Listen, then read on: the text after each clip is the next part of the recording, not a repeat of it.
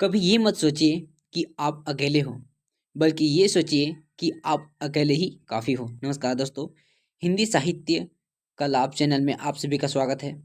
जैसे कि हम सभी को पता है, इस चैनल के माध्यम से हम UGC net, JRF, TGT, PGT तथा अन्य परीक्षाओं की दृष्टि से इस चैनल का पढ़ाई करते हैं। और आज हम सभी का विषय है हिंदी साहित्य का इतिहास रामचंद्र शुक्ल की किताब से विशलदेव रासो के बारे में। तो चलिए दोस्तों, देखते हैं विशलदेव रासो के बारे में। आज का विषय है विशलदेव रासो।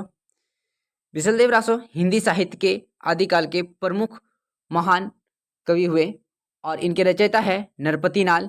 कवि कविराज विग्रह चतुर्थ उपनाम विशलदेव का समकालीन था। उस समय का विग्रह राज कौन था? विग्रह राज चतुर्थ उपनाम से विशलदेव रासो था। और इसके माध्यम से वो कदाचित यह राजकवि था और इसे विशलदेव रासो नामक एक छोटा सा वृष्ट संख्या का ग्रंथ लिखा था, जो वीरगीत के रूप में है। ग्रंथ में निर्माण काल में यों दिया है: 1272 मंझारी जेठबंदी नवमी बुधवारी, नाला रसायन आरंभई शारदा तने तुठ कुमारी। 1272 का स्पष्ट अर्थ है 1212। 72 शब्द 72 का रूपांतर है, अतः 1272 का अर्थ 1212 से अर्थात 1212 होगा। गणना करने पर विक्रम संवत 1212 में ज्येष्ठ बंदी नवमी को बुधवार ही पड़ता है। कवि ने अपने रासों में सर्वत्र वर्तमान काल का ही प्रयोग किया है, जिससे वह विशलदेव का समकालीन जान पड़ता है। विग्रह राज चतुर्थ विशल का समय भी 1220 के आसपास है। इसका समय कितना है दोस्तों? 1220 के आसपास यहाँ पर दिखाई देता है और इसका प्रमुख रूप यहाँ पर मिलता है। उसके शिलालेख की संवत 1210 और 1220 के प्राप्त है। विशलदेव रासो में 4 खंड है। कितने खंड है दोस्तों? बहुत इंपॉर्टेंट है, 4 खंड हैं। 4 खंड।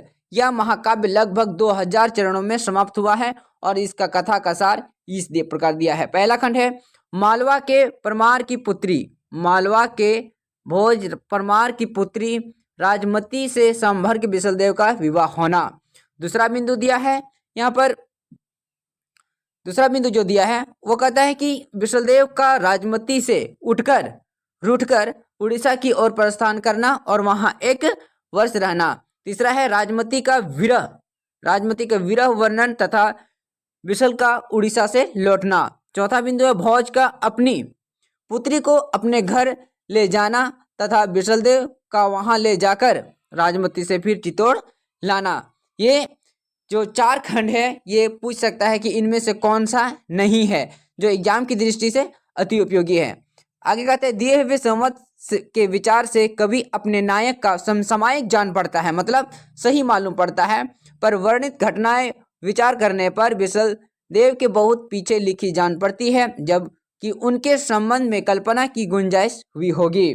यह घटनात्मक काव्य नहीं है, वर्णात्मक है। ये किस प्रकार का काव्य गुरु? यहाँ पर है वर्णात्मक। किस प्रकार? वर्णात्मक है। इस 2 ही घटनाएं हैं, विशलदेव रासो का विवाह, क्या है? विशलदेव रासो का विवाह और उनका उड़ीसा जाना बहुत उपयोगी है। इनमें से पहली बात तो यह कल्पना स्रोत प्रतीत होती है। पहला क्या है? पहली बात कैसी है? कल्पना, मतलब कल्पना में हो प्रतीत होती है। विशलदेव से 100 वर्ष पहले की धार के प्रसिद्ध परमार राजा भोज का देहांत हो चुका था, अतः उनकी कन्या के साथ विशल का विवाह उसकी से पीछे कवि का कल्पना प्रतीत होता है। उस समय मालवा में भोज नाम का एक कोई राजा नहीं था। मतलब इसे हम लोग ये कह सकते हैं कि ये मतलब कल्पना है, मतलब ये सच्चाई की ओर नहीं जा रहा है। तो ये भोज 100 वर्ष के अंतर को समझ सकते हैं आप लोग। तो यहाँ पर भोज का नाम कोई राजा नहीं था। विशलदेव की एक परमार वंश की रानी थी। यह बात परंपरा से अवश्य प्रसिद्ध चली आती थी, क्योंकि इसका उल्लेख पृथ्वीराज रासो में भी है। कहाँ है? पृथ्वीराज रासो में भी है। इस बात को लेकर पुस्तक में भोज का नाम रखा हुआ जान पड़ता है, अथवा हो सकता है कि धार के परमारों की उपाधि भोज ही रही हो। और इस प्रकार यहाँ पर देखते हैं कि उसमें भोज राजा नहीं था, केवल भोज, उस समय मालवा के भोज के नाम का कोई राजा नहीं था। विशलदेव की यह एक परमार वंश की रानी थी। यह बात परंपरा से अवश्य प्रसिद्ध चली आती थी, क्योंकि इसका उल्लेख पृथ्वीराज रासो में भी है। इस बात को लेकर पुस्तक में भोज का नाम रखा हुआ जान पड़ता है, अथवा यह हो सकता है कि धार के परमाणु की उपाधि ही भोज रखी हो और उस समय पर उसकी किसी का कन्या के साथ बिसलदेव का विवाह हुआ हो। परमार कन्या के संबंध में कई वाक्यों का यहाँ पर इसमें हम सभी देखने को और आया है, पर उन पर ध्यान देने से यह सिद्धांत पुष्ट होता है कि राजा भोज का नाम यूं ही पीछे नाम मिलाया गया हो, जैसे जननी गौरी जैसलमेर, जननी गौरी तू जैसलमेर, गौरवी जैसलमेर की हो। आबू के परमार भी राजपुताने में फैले हुए थे, अतः राजमती का उनमें किसी सरदार की कन्या को होना भी संभव है। पर भोज के अतिरिक्त और भी नाम इस जुड़े हुए मिलते हैं, जैसे माघ का अचरज, कवि कालिदास पहले कह आए हैं। अजमेर के चौहान राजा बिसलदेव रासो विग्रहराज चतुर्थ बड़े वीर और प्रतापी थे। कैसे थे दोस्तों? यहाँ पर वीर और बड़े प्रतापी नजर आते हैं और उन्होंने अपने मुसलमानों के विरुद्ध कई चढ़ाइयाँ की थी, मतलब कई लड़ाई यहाँ पर की थी और कई प्रदेशों इनके वीर चरित्र का बहुत कुछ वर्णन इनके राजकवि सोमदेव चरित्र लाल ललित विग्रह नाटक संस्कृत में है। कौन सा संग्रह में है? ललित विग्रह नाटक में यहाँ पर हम सभी को देखने को मिलता है, जिसका कुछ अंश बड़ी बड़ी शिलाओं पर खुदा हुआ मिला है, मतलब गड्ढा किया हुआ मिला, मतलब खोद के निकाला है और राजपुताना म्यूजियम में सुरक्षित है। अभी कहाँ पर है? राजपुताना म्यूजियम में सुरक्षित है। पर नाला के इस बिसलदेव में जैसे कि होना चाहिए था, ना उक्त वीर राजा की ऐतिहासिक चढ़ाइयों का वर्णन है, ना उसके शौर्य पराक्रम का। श्रृंगार रस की दृष्टि से विग्रह राज जो है वो विवाह की ओर रूठकर विदेश चले जाने का प्रोत्साहित पत्रिका के लिए मनमाना वर्णन है। यहाँ पर क्या है? विवाह का रूठ कर विदेश चले जाना का यहाँ पर हम सभी को वर्णन देखने को मिलता है। आधा इस छोटी सी पुस्तक को बिसलदेव ऐसे वीर का रासो कहना खटकता है, मतलब ये सही मालूम नहीं पड़ता है किसको? यहाँ पर रामचंद्र बाबा को। पर जब हम देखते हैं कि यह कोई काव्य ग्रंथ नहीं है, केवल गाने के लिए इसे रचा गया था, तो बहुत कुछ समाधान हो जाता है। भाषा की परीक्षा करके देखते हैं तो यह साहित्यिक नहीं है, राजस्थानी। कौन सा है? राजस्थानी है। कौन सा? राजस्थानी, जिसमें उन्होंने राजस्थानी जैसे सुकद छे सुगदा का लिखा है, पाटन थी का पाटन से, भोज ताना का भोज का, खंडन मंडन। इस ग्रंथ में एक बात आभास अवश्य मिलता है, वह यह है कि शिष्ट का काव्य भाषा में ब्रज और खड़ी बोली के प्राचीन रूप का ही राजस्थान में व्यवहार हुआ था। कौन सा होता है? खड़ी बोली के प्राचीन रूप का राजस्थान में व्यवहार हुआ था। साहित्य की सामान्य भाषा गौहदी की ही था, जो पिंगल भाषा कहलाती थी। कौन सा? पिंगल भाषा कहलाती थी। बिसलदेव रासो में भी बीच बीच में बराबर इस साहित्य भाषा हिंदी को मिलाने को प्रयत्न दिखाई पड़ता है। भाषा की प्राचीनतम पर विचार करने के पहले यह बात ध्यान में रखनी चाहिए कि गाने की चीजें होने के कारण इसकी भाषा में समय अनुसार बहुत कुछ फेरफार हुआ आया है, मतलब उसमें बदलाव किया गया है। पर लिखित रूप में रक्षित होने के कारण इसका पुराना ढांचा बहुत कुछ बचा हुआ है, मतलब अभी मिल सकता है या मिलता है। उदाहरण के लिए मेलवी को मिलाकर, जोड़कर का चिताओ, चित में रड़ी का रण में प्राणी का प्राप्त हो गया किया जाए, इणी विधि का इस विधि, इसियों का ऐसा, बाल हो का बाला का ईसा, इस प्रकार नयर का नगर का, पसाओं का प्रसाद, पयोधर आदि प्राकृत शब्द भी हैं। प्राकृत इसमें शब्द भी हम सभी को मिलता है और इसमें जो प्राकृत शब्द है वो कहीं कहीं यहाँ पर हम सभी को देखने को मिलता है, जिनका प्रयोग कविता में अभ्रंश काल से लेकर पीछे तक होता रहा है।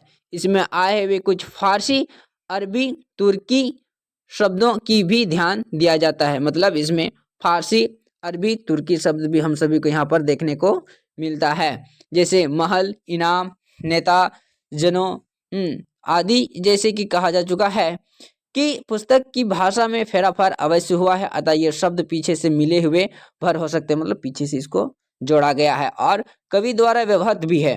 कवि के समय से पहले ही पंजाब में भी मुसलमानों का प्रवेश हो गया था। इधर उधर जीविका के लिए फैलने लगे थे, मतलब अपने जीवन यापन के लिए अपना अपना व्यवस्था ढूंढना शुरू कर दिया था।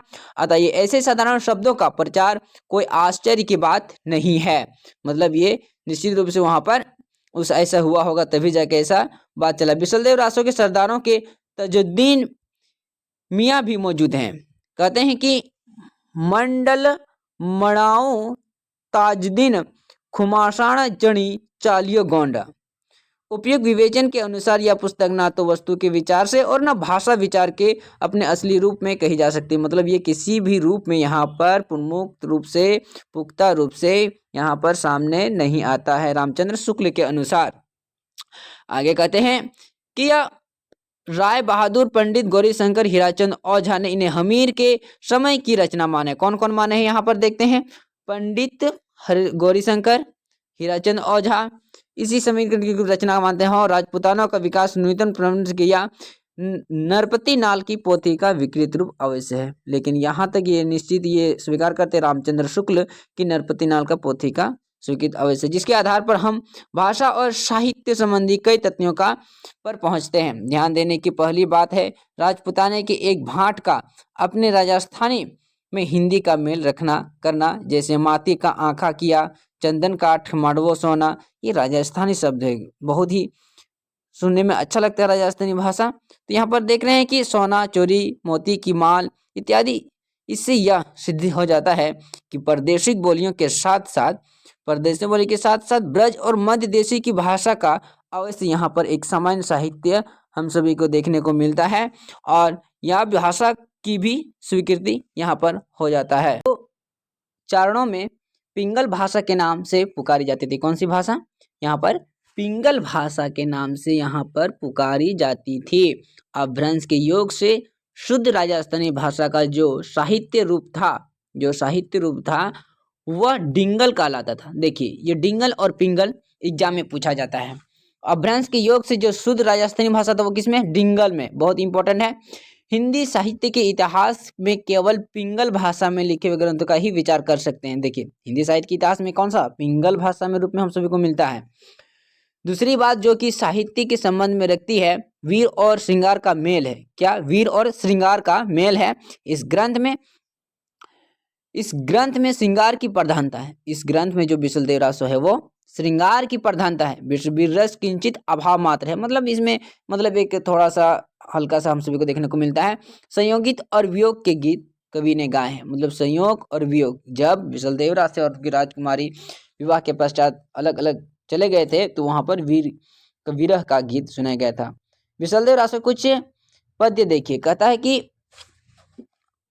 प्रणब चलियो बिशलदेव राय, चौरसैया सहू लिया बुलाए, जान तणी साजती करियूं, जीरा रंगावती पर जयूं टॉप, हजियों पर साई हूँ बिशलदेव राव, आऊं सेयल अतवारी राव, रूप अरूप अपरूप परसियई, इसी अतरी नहीं सैल संसार, अतिरंग स्वामी सुमिली राती, बेटी राजा भोज की, गर्भी करी उर्भो, छाई सभियो सब, मोह सरीखा नाही उर्भोवाल, म्यो घरी सांभर उर्गहई, चिहू दिसी थान जैसलमेर, गर्भी ना बोलो को संभाई राव, तो सरीखा घना और भुआल, एक उड़ीसा को धनी, बचन हमाई तू माणी चू माणी, ज्यों थराई सांभर उगहाई,